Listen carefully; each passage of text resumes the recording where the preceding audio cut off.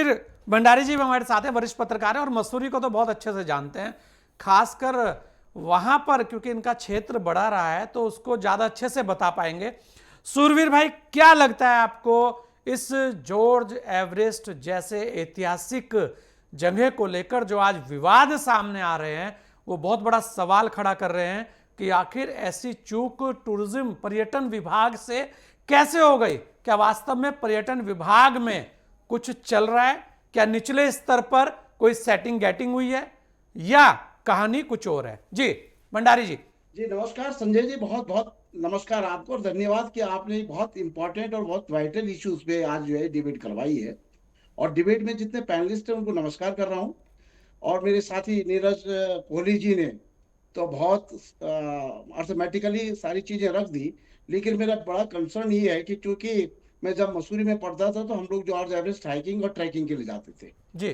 और उस समय वहां पर जॉर्ज एवरेस्ट की एक ऑब्जर्वेटरी थी जहां से जॉर्ज एवरेस्ट जो है पूरे अपना एवरेस्ट के जो हिमालय की चोटियां था उनका जो उन्होंने और वहां वहां से से जब पूरा नजारा देखने उसकी को नाप मिलता है तो छाप की थी। पूरा सब कुछ देखने में आ जाता है।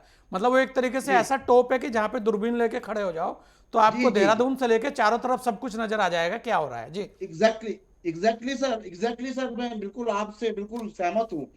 तो सर मैं थोड़ा इसकी कहानी बता देता हूँ, क्योंकि मैं मसूरी में रहता हूँ, मसूरी का रेजिडेंट हूँ और जर्नलिस्ट भी हूँ।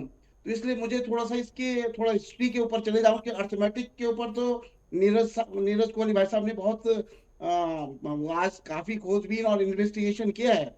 लेकिन मैं आपको बता दूं कि 90s के दौर में यहाँ पर जब मुलायम सिंह जी उत्तर प्रदेश में मुख्यमंत्री थे, उस समय इस पूरे एरिया को जो पार्क स्टेट था, जॉर्ज एवरेस्ट जो हाउस है, it is the part of the park state.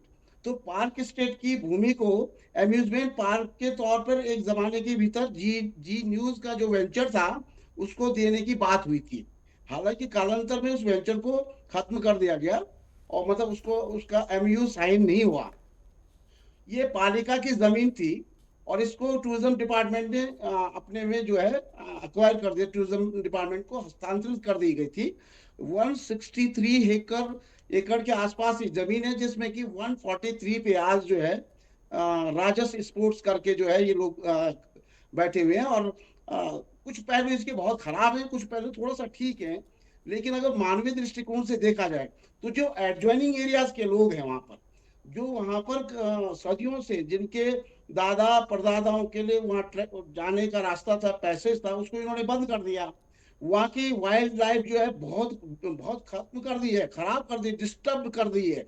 आप ही देखेंगे कि यहाँ किसी जमाने के भीतर माउंटेन क्वेल मिलती थी बिनोग हिल में। बिनोग हिल एक सेंचुरी बर्ड सेंचुरी है। इसमें जब से यहाँ से हेलीकॉप्टर्स का आवागमन शुरू हुआ और शोर शराबा बढ़ गया है, तब से ये पूरी की जो स्पीसीज हैं वो खत्म हो गई। यहाँ पर कायदा तो ये था कि यहाँ पर जो है शोर जो होना चाहिए था वो लेस देन 55 DCML होना चाहिए था। लेकिन आज की तारीख में मौजूदा समय में ये 150 से एवर डेसिमल चले गया, जिससे wild life is totally disturb, 100% disturb है। वहाँ इतनी डिस्टर्ब हो गई कि अभी कुछ दिन पहले वहां पर जो है एक वो अच्छा इन्होंने क्या करा कि जालियां लगा दी। टूरिस्ट अगर ऊपर जाता है तो 1,000 रुपये लेंगे, लोकल लोग जाएंगे तो 200 रुपये लेंगे। अब इतना, और कमाई का जरिए देखिए आप, कमाई की जो जरिए घोटाले की बू जो है यहाँ से शुरू होती है।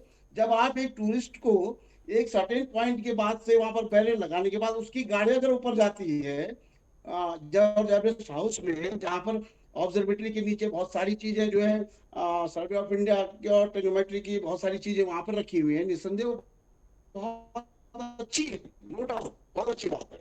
लेकिन 1,000 रुपये तो आप पर टूरिस्ट से एक गाड़ी का ले रहे हैं ऊपर जाने के लिए। फिर उसके बाद वहां अंदर का टिकट अलग है। फिर आपने पूरे एरिया को कॉर्डन ऑफ, एक तरह से कॉर्डन ऑफ कर दिया। और वो जो आसपास के लोग हैं एडजॉइनिंग एरिया के, उनको बिल्कुल ऐसा कर दिया कि जैसे ये बाघा बॉर्डर के पीछे पाकिस्तान में रहते हो। तो उनकी पीड़ा को समझने की आज जरूरत है। अब घोटाला कहाँ पर हुआ, ये तो घोटाला तो है ही बहुत बड़ा। मैं तो कह रहा हूं कि ये इतना बड़ा स्कैम हो सकता है संभवतः कि आप जो है 142 एकड़ जमीन को आपने जो है एक ऐसी कंपनी को दे दिया, जिस भी कंपनी से हुआ। आपके आपने क्या टेंडर किया, जैसे कोहली साहब कह रहे थे कि टेंडर के टाइम सारी चीजें फुलफिल हुई कि नहीं हुई। कैबिनेट की मीटिंग जरूर हुई थी, मुझे लगता है उसी में भी फैसला हुआ। तो लेकिन इसमें जो है सब सब लोगों की संलिप्तता है। ये ऐसा नहीं कि बिल्कुल निचले स्तर से कोई फाइल बाबू ने या ईडी या जेडी ज्वाइंट डायरेक्टर या उससे उसके बाद डायरेक्टर, इस लेवल पे ये तो पूरा का पूरा जो है एक जो है दिल्ली से, मुझे जो लगता है वहीं से ये सब सेटलमेंट हुआ है। बाबा रामदेव जी का, उस बाबा रामदेव के जो दूसरे आचार्य, क्या मैं भूल निकल गया बालकृष्ण हूँ, जी। आचार्य जी हैं, वो उनके नाम पर जो है ये सारा कुछ है। और उनके मुझे लगता है, जो मैं सुनने में आज तो, बल्कि यहाँ पे अभी दो आपके जब फोन आया था उसके बाद यहाँ पर कांग्रेस की प्रेस कॉन्फ्रेंस थी, और मनोज रावत जी ने तो चुनाव से पहले ही इसमें जो है कांग्रेस की विधायक थे, उन्होंने एक तभी जब चुनाव हो रहे थे उससे पहले ये मुद्दे को बहुत जोर शोर से उठाया था। उसके बाद यहाँ पर आंदोलन हुए है बहुत जबरदस्त, और लोगों ने आरटीआई के माध्यम से कोर्ट गए हैं। और ये स्पष्ट है कि इसमें बहुत बड़ा घोटाला है। लोगों की आप देखी कि है मानवीय, मतलब बहुत ही मानवीय दृष्टिकोण से तो खैर इन्होंने बिल्कुल सारी चीजें, मैं हम तो रहते ही यहीं पे हैं, तो इवन कि हम लोगों की एक्सेस भी नहीं है वहां तक जाने के लिए, क्योंकि वो नहीं चाहते मतलब हैं ये कि वो शूरवीर ये जी, चाहते हैं कि एक्सेस तक पूरे बंद कर दी गई वहां पर, लोकल लोग जो वर्षों से रह रहे थे, ये भी जी एक बड़ा सवाल है। देखिए आपने तो और सारी चीजों से एक वो तो कहते हैं ना कुछ धुंध है वो भी साफ कर दी।